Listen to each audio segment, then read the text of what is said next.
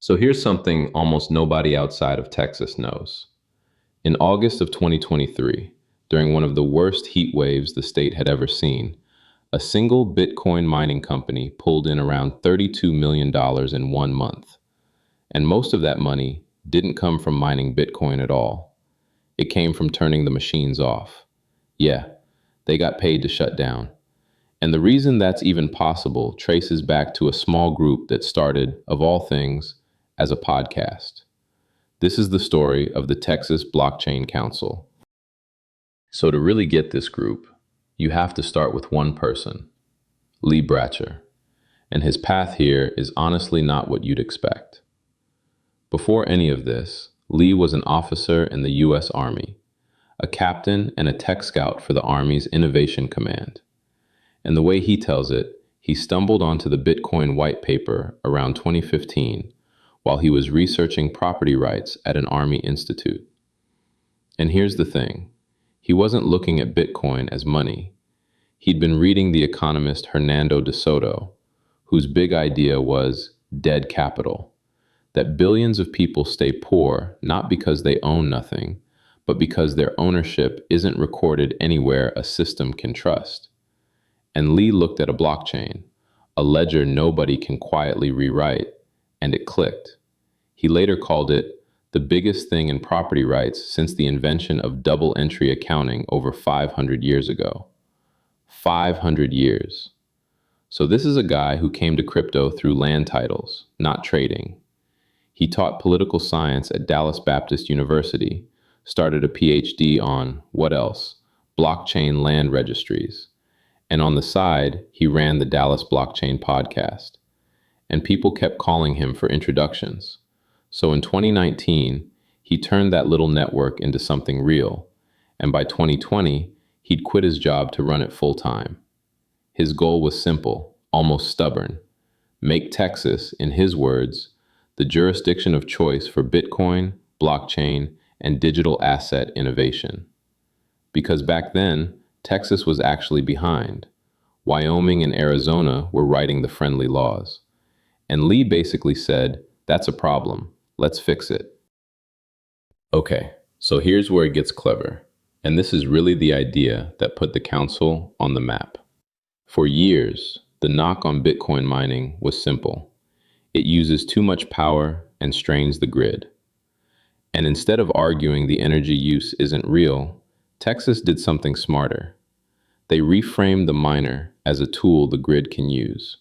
Because a Bitcoin mine is basically a giant computer that can power down instantly in seconds with no damage. The Texas grid operator, ERCOT, even has an official name for big customers like this: large, flexible loads. Bratcher calls a miner a virtual battery. And honestly, once you hear it that way, it makes sense. When power's cheap, the miners soak up demand, which gives utilities a reason to build more generation. But when a heat wave hits and everyone's air conditioning is screaming, the miners shut off in seconds and hand that electricity back to homes and hospitals. And they get paid to do it. Remember that company from the opening, Riot? In that brutal August of 2023, they earned around $32 million in power credits, and only a small slice came from actually mining. Their grid payments beat their mining revenue that month. Now, I'll be straight with you, because trust matters. Not everyone loves this. Senator Elizabeth Warren has questioned whether those payments are a hidden subsidy, and residents near one big mine in Granbury have raised real complaints about noise. The industry's answer has been immersion cooling, dunking the machines in fluid to quiet them down. It's a real tension, and a good explainer doesn't pretend it away. But the core idea, that a flexible load can steady a grid instead of breaking it, is now baked right into ERCOT's own programs.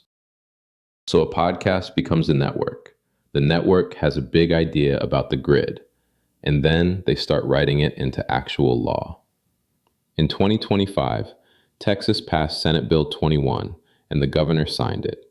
It created a Texas Strategic Bitcoin Reserve, the state holding Bitcoin as a long-term reserve asset, $10 million to start, kept separate from the normal treasury and watched over by the state comptroller. And it's written carefully. An asset only qualifies if it's averaged at least $500 billion in market value over 2 years, which today really only means Bitcoin. Now here's the honest nuance, because people get this wrong all the time. Texas was not the first state to pass a Bitcoin reserve law. New Hampshire and Arizona beat them to it. What makes Texas stand out is being the first to put real public money behind a dedicated, standalone reserve. But maybe my favorite story is a fight they actually won. In early 2024, a federal agency tried to force miners to hand over detailed energy data on an emergency basis. The council, together with Riot, sued, and within about a week, a federal judge called the government's reasoning grossly misleading and froze the whole thing. The government backed down, agreed to scrap the survey, and destroy the data it had collected. A small advocacy group beating a federal agency in court, fast. And they've done the quieter work too.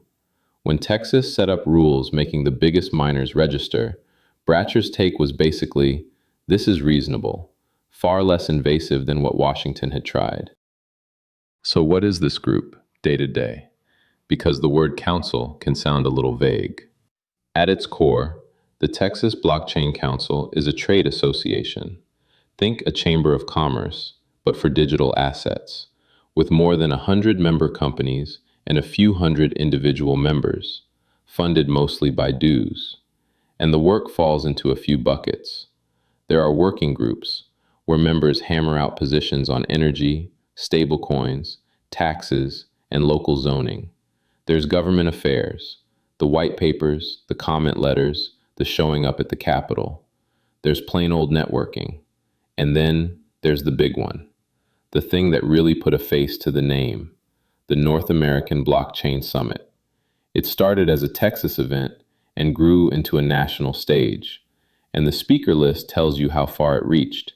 Senator Ted Cruz, Senator Cynthia Lummis, former House Speaker Paul Ryan, even former Canadian Prime Minister Stephen Harper, and yeah, Cowboys legend Emmitt Smith have all taken that stage.